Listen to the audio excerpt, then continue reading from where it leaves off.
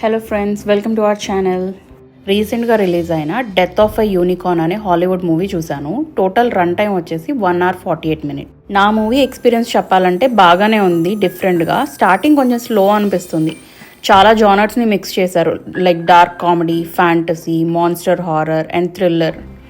Plot లైన్కి వచ్చేసరికి father and daughter mountains దగ్గర ఉన్న వాళ్ళ బిలియనీర్ బాస్ ఎస్టేట్కి వెళ్తూ ఉంటారు. అప్పుడు అనుకోకుండా ఒక యాక్సిడెంట్లో యూనికార్న్ని కిల్ చేస్తారు. తర్వాత దానికి కొన్ని మిరాక్యులస్ పవర్స్ ఉన్నాయని ఐడెంటిఫై చేస్తారు.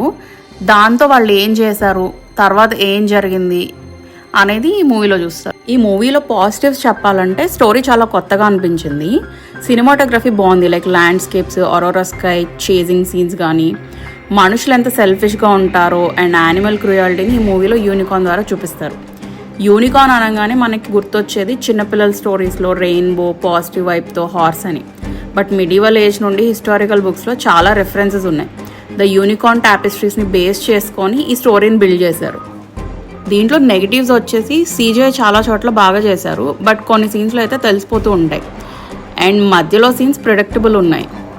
పోస్ట్ క్రెడిట్ సీన్స్ ఉన్నాయా అని అడిగితే కనుక అలా ఏం లేవు.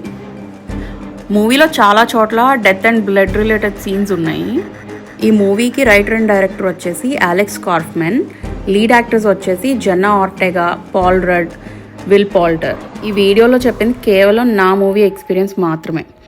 Thanks for watching. Please like, share and subscribe to our channel.